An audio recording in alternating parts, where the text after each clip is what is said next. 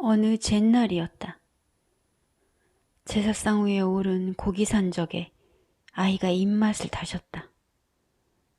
여자가 그런 아이를 향해 씹을 밝히듯 처먹을 것을 밝힌다고 소리치며 고깃덩이를 마당으로 던져버렸다.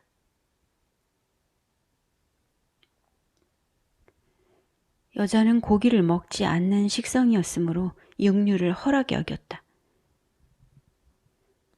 잠을 자던 아이가 밤중에 일어나 앉았다. 아이는 밖으로 나가 고기를 주워 물에 씻었다. 부스럭거리는 소리를 듣고 여자가 따라 나왔다. 손에 고기를 들고 서 있던 아이를 여자가 쳐다보았다. 여자는 아이의 손에서 고기를 채뜨려 빼앗아 담장 너머로 내던졌다.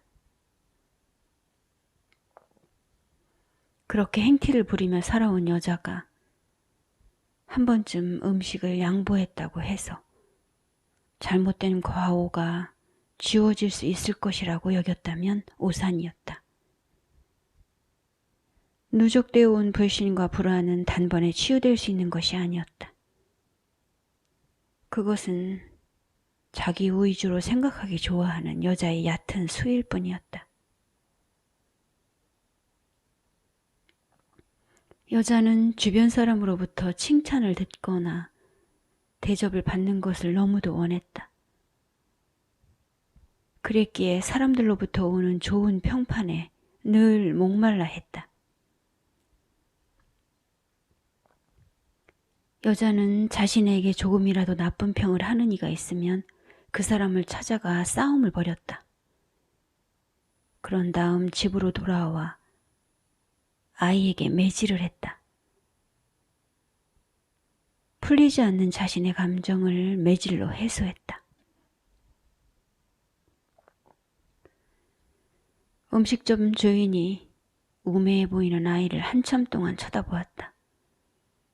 그러다가 다시 안쓰러운 눈을 하고 여자를 바라보았다. 여자는 그런 여주인의 심리를 충분히 읽고 있었다. 잠시 후 여자는 동년배의 여주인에게 마치 어른께 하듯 고개를 깊이 숙여 인사를 한 뒤 음식점을 나왔다. 그것은 자신을 인정해주는 사람에 대한 예우였다. 여자의 비장한 얼굴에 더 없는 양양함이 겉돌았다. 아이는 학교에 가지 않고 들로 산으로 쏘다녔다. 수중에 돈이 없으니 집을 나가는 것도 마음대로 되지 않았다. 이를 왜곡하여 사사건건 비난을 일삼는 여자의 습성은 아이에게 한없는 괴로움을 주었다. 여자 밑에서 아이는 나날이 쇠약해져 갔다. 따가운 시선을 받으며 학교에 가봤지만 어느 누구도 아이에게 집을 나가고자 했던 심정을 물어보는 사람은 없었다. 아이는 자신과 관련된 이러저러한 좋지 않은 소문 속에서 그부들과도 어울리지 못한 채 불안해했다. 헤매다니던 아이는 산자락에 있는 오두막에까지 갔다.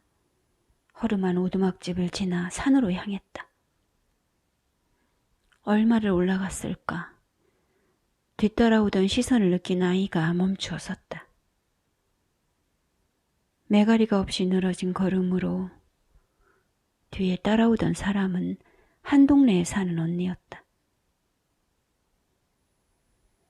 동네 언니는 하얀 얼굴에 말씨가 부들부들한 처녀였다.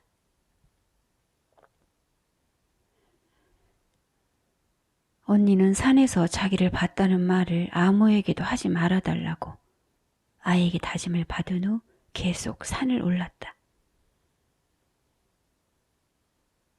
아이는 동네 언니를 따라 산을 오르다가 등성이 중간쯤에 잠시 앉아서 마을을 내려다보았다. 푸르고 무성한 때를 지나 계절이 깊어가고 있었다.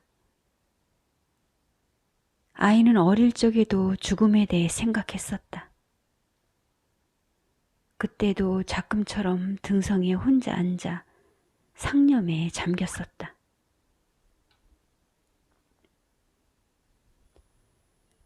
나는 언젠가는 죽는구나. 산다는 것은 어떤 의미가 있나? 무슨 까닭으로 괴로움이 끝도 없는 시간을 살고 있는가? 아이는 산등성에 앉아 시간을 보내다가 앞서가던 동네 언니의 자취를 놓쳤다. 더 올라가지 않고 아이는 자갈산을 내려왔다. 산 아래에는 사람들이 모여 있었다. 사람들 속에 서 있던 동네 언니의 어머니가 다급히 다가왔다.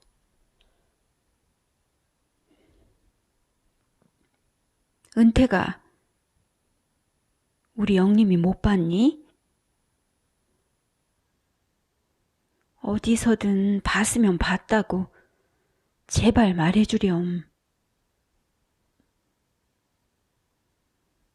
아이에게서 별다른 대꾸가 나오지 않자 아주머니의 눈빛이 쓰러지는 듯 했다. 은태가 우리 영림이를 봤다면 부디 말해주렴. 자갈산으로 올라가는 것을 봤어요. 언니가 말하지 말랬어요. 순간 아주머니는 동네 사람들을 향해 목을 놓았다. 아이고 아이고 이 노릇을 어째. 우리 애가 무슨 일을 내려간 게 분명해. 저녁 연기가 굴뚝에서 피어오르고도 한참이 지났을 때 산으로 올라간 동네 사람들이 영림 언니를 멍석에 말아 지게에 지고 내려왔다. 영림 언니 어머니는 눈물이 허옇게 말라붙어 멍한 표정으로 울 힘도 남아있지 않은 것 같았다. 누군가 멍석을 폈다. 동네 사람들이 차갑게 누워있는 주검을 들여다보았다. 사람들은 젊은 것이 독하게도 입에 약을 털어넣을 생각을 어찌 그리 쉽게 하느냐며 혀를 찼다. 죽은 사람은 고요히 누워있었다. 편안한가 보았다. 죽은 사람은 그저 무덤 속에 저대로 누워있으면 될 것이었다. 아이 귓가에 애달게 우는 소리가 들려왔다. 애처로워하는 사람들 속에 섞여 아이는 죽은 사람을 내려다보고 있었다.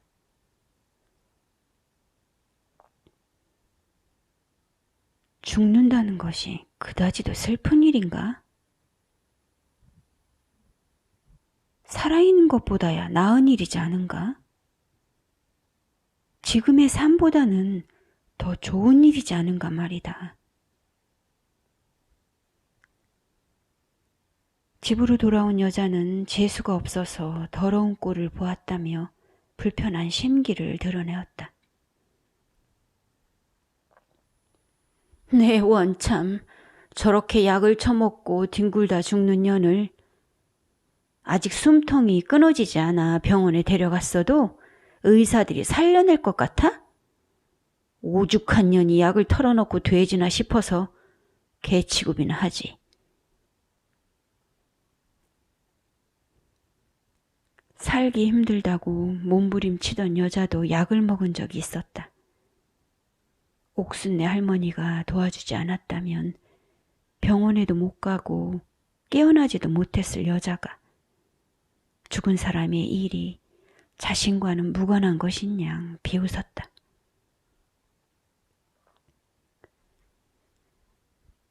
날이 갈수록 집안은 화산처럼 타올라 용암을 분칠해 내고는 검은 연기와 재를 날려 숨을 쉴 수 없는 지대가 되었다. 진학을 앞두고 치른 선발고사에서 아이가 소정의 장학금을 받게 되자 여자는 큰 줄기의 용암을 뿜어내었다.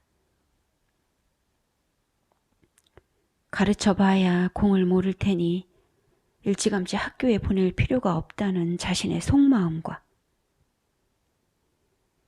기왕에 부모 노릇을 할 것이면 우왕좌왕할 것 없이 학교에 보낼 것을 종용하는 동네의 몇몇 사람들 사이에서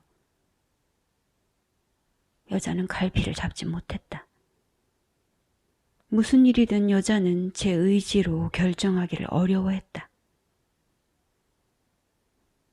그런 중에 1억으로 아이가 학교에 입학하기는 했다.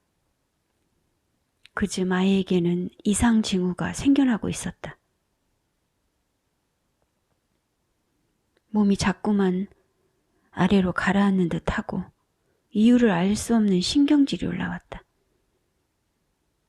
일상생활을 하기가 어려울 정도로 불안증에 시달리고 있었다. 학교가 끝난 후 버스를 타야 집에 가는데 차에 오를 수가 없었다. 버스가 탈선하여 사고가 날 것만 같은 급박한 불안감에 아이는 터미널로 가지 못하고 거리를 배회하였다. 아이의 귓가에 앙앙거리는 여자의 목소리가 들려왔다. 씹을 8년, 갈보 중에 갈보, 소리나지 않는 총으로 쏴 죽일련 등의 욕설이 아이의 귓속에서 월컹덜컹 부딪혔다. 수없이 쏟아진 언어폭력은 육체에 가해진 폭력 못지않은 우위력을 가지고 아이의 정신세계를 무너뜨렸다. 가슴을 조여오는 증상이 시작되자 길가에 아이가 쭈그려 앉았다. 협심증이 온 것처럼 숨을 쉴 수가 없었다. 심장 쪽이 짓눌러져 일거에 숨이 끊어질 것 같았다. 가까스로 몸을 일으켜 걸으려 하자 주변이 휘청거리더니 시야가 보이지 않았다. 아이는 흑백만을 구분할 수 있는 시력으로 발을 내디뎠다. 그런데 언뜻 무엇인가 달라진 것 같았다. 아이는 자신이 딴 사람이 되어 있는 것 같은 이질감이 들었다. 자신이 이 세상 사람이 아닐지도 모른다는 비현실적인 느낌이었다. 지금까지 자신이 알고 있던 세상과는 전혀 다른 느낌의 세상이 급작스레 다가온 것도 같았다. 몇 발자국을 더 내딛자 상점의 간판들이 일제히 아이에게 달려들었다. 모든 것들이 자신을 향해 달려드니 버텨낼 수가 없었다. 세상 빛이 너무도 환하게 한꺼번에 몰려들어 당장이라도 죽을 것 같았다.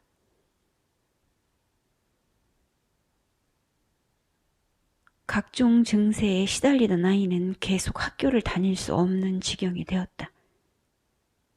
학교를 휴학하고 집을 떠나 어디에든 가서 좀 쉬어야겠다고 생각했다.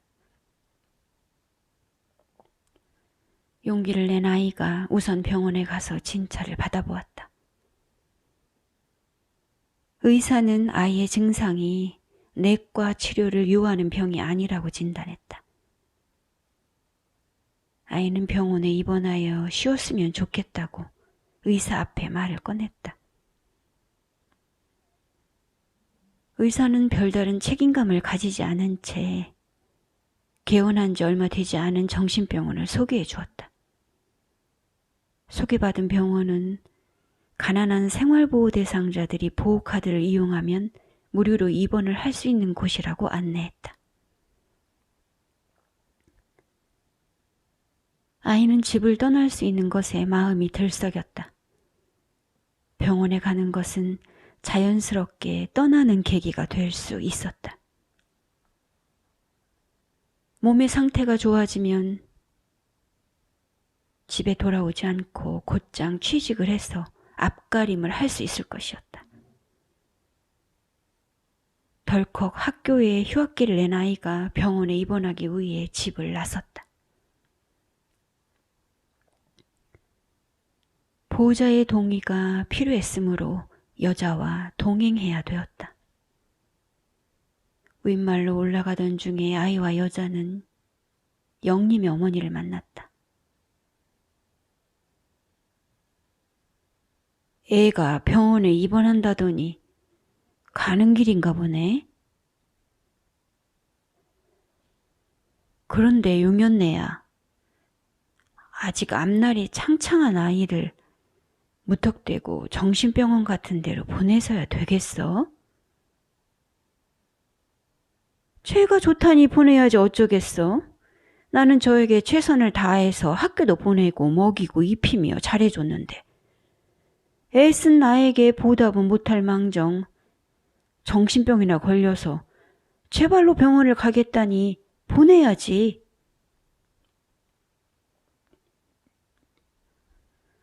버스가 추락할 것 같은 극심한 조바심과 당장이라도 존재가 산산조각이 날 것 같은 극한 불안감에 맞서기 위해 아이는 좌석에 앉지 못하고 통로에 서서 눈을 감고 갔다. 신경의 다발들이 불운의 물질들을 쏟아내며 팽팽하게 서 있는 것 같았다. 걸핏하면 여자는 아이를 향해 삿대질을 했다. 여자는 아이에게 이 여자가 어디서 이따위야 라고 말하며 손가락질을 했다. 여자는 다 크지도 않은 아이에게 여자라는 호칭을 썼다. 아이는 언젠가 할머니 집에 갔을 때가 생각났다. 할머니의 집에서 보았던 사진들 속의 아버지 얼굴을 떠올려 보려고 애를 쓰고 있었다. 한데 분노로 이글거리는 여자의 얼굴만이 아이의 감은 눈 속에 한없이 겹쳐왔다.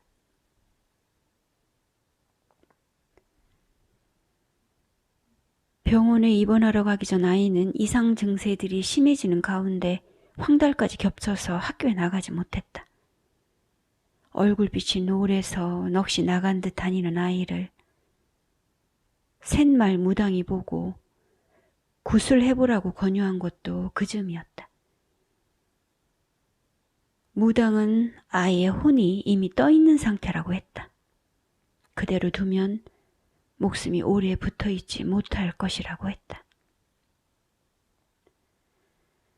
무당은 자신이 기도를 해서 아이 몸에 붙은 귀신을 쫓아줄 것이라며 청하지도 않은 선행을 자처했다. 얌전하게 생긴 무당이 신당에서 얼마간 기도를 올렸다. 기도가 끝나고 와서 전하는 말이 아이에게 달라붙은 영가를 가도록 해줘야 한다는 것이었다. 구술할 형편이 되지 않아 머뭇거리고 있던 여자에게 무당은 구병시식을 반드시 크게 해야만 효험이 있는 것은 아니요. 돈이 없는 사람이라면 굿상을 차릴 정도의 최소 비용으로 푸닥거리를 할 수 있다고 권하였다.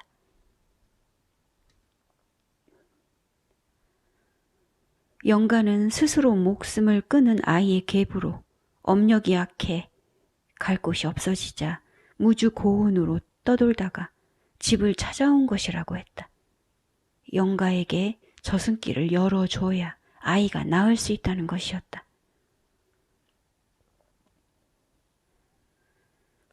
죽은 이에게 저승길을 열어주는 천도가 곧 아이의 목숨을 연명할 구명시식이 될 것이라고 말했다. 무당의 말을 듣고 난 여자는 피 한 방울 섞이지 않은 계부가 무슨 이유로 아이에게 붙어 있을까 의구심이 들었다.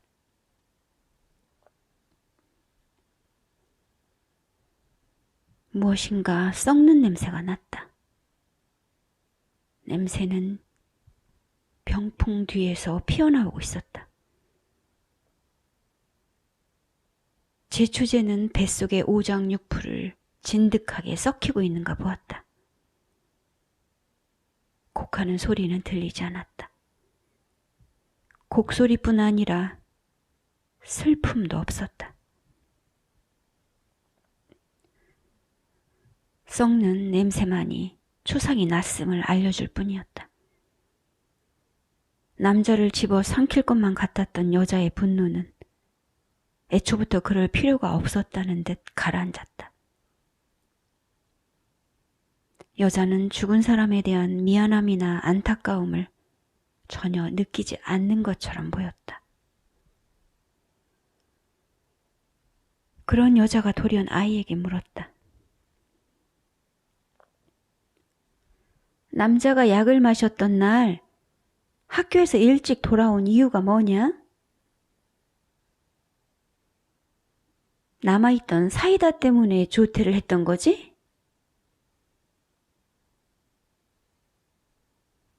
남자가 약을 마신 후 마루에서 토방으로, 토방에서 마당으로 눈을 뒤집어가며 구르고 있을 때 여자는 아이에게 사이다를 사오라고 시켰다. 남자가 무슨 약을 얼마만큼 마신 것인지 여자는 개의치 않는 것처럼 보였다. 이웃에게 도움을 청할 생각도 하지 않는 것 같았다. 농약을 마시고 나뒹구는 남자를 주변에 알린다는 것을 껄끄러워하고 있었다. 여자의 암상과 행태로 인해 남자가 죽음을 택한 것임을 동네 사람들이 알게 할 수는 없었다. 회관으로 달려가서 사이다 한 병을 사다 놓은 아이는 쫓기다시피 학교로 향했다. 미친 개가 연병을 하네 라는 비아냥거림이 마당 밖까지 들려왔다. 아이는 그날 집으로 일찍 돌아왔던 이유를 생각해 보았다. 위를 세척해낸다고 사왔던 사이다가 절반쯤 남은 채로 마루 구석에 놓여 있었다. 사이다는 남자의 입 주변을 겉돌다가 그대로 흘러내렸다. 마루 위에 두었던 남은 사이다를 염두에 두고 아이가 조퇴를 했을 거라는 여자의 추측이 맞는 것 같았다. 남자는 누구의 마음도 사지 못한 채 죽어간 것이었다.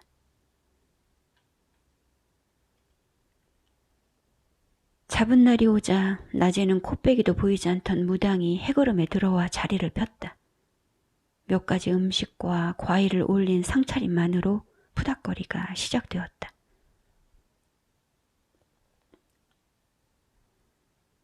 생전에 좋은 인연을 맺은 적이 없어. 죽은 지 여러 해가 되도록 공덕을 지어 고난에서 구해주지 않으니 못 가고 구천을 헤매다가 꽹과리 소리가 떼강떼강 울리다가 멈추었다. 연부를 외듯 사연을 중얼거리다가 다시 시작된 꽹과리 소리는 해가 지고도 밤 내내 계속되었다. 가시오, 떠나시오. 길을 틀 테니 부디 떠나가시오. 누런 광목을 길게 펴라고 무당이 명했다. 광목으로 낸 길이 안방에서 마루로 펼쳐졌다. 길을 내는데 주춤함이 있어서는 아니 되니 어서 광목을 더 펼치라고 무당이 큰 소리로 재촉했다. 너비가 넓은 광목은 다시금 마루에서 앞마당으로 쫙쫙 뻗어나갔다. 앞마당에서 대문 밖까지 길게 펼쳐지고 있던 천도의 길이 검은 허공 아래 희게 빛났다. 아이의 머리카락과 손톱 발톱이 떼어져 영가가 가는 길 위로 던져졌다. 굿이 마무리되어 무당이 돌아간 것은 한밤중이 넘어서였다. 몸이 오스스 추운 게 지나가고 가슴에 답답증이 내려가면 영가가 제 갈 길을 찾아간 것이라고 했다. 새벽녘에 아이가 얼핏 잠이 들려고 할 때 옆에서 자던 동생이 다리를 아이 몸 위에 올려놓았다.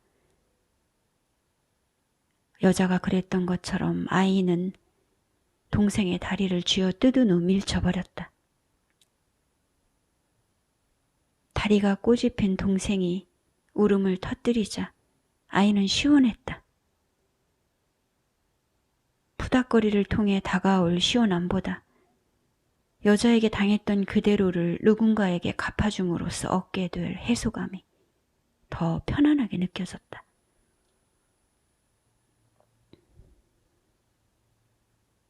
아이가 다시 어리마리 잠이 들었는가 싶었을 때 창호지문 곁으로 그림자 하나가 비치었다. 여자들만 사는 곳에 외간 남자가 든 것인가? 아니면 영가가 떠나려고 방문 밖을 나선 것인가? 집 밖으로 쫓겨난 아이는 밤이슬이 내리도록 문간에 서 있었다. 갈 곳을 모르는 아이가 대문간에 서 있었듯 그렇게 그림자는 문가에 오래도록 머물러 있었다.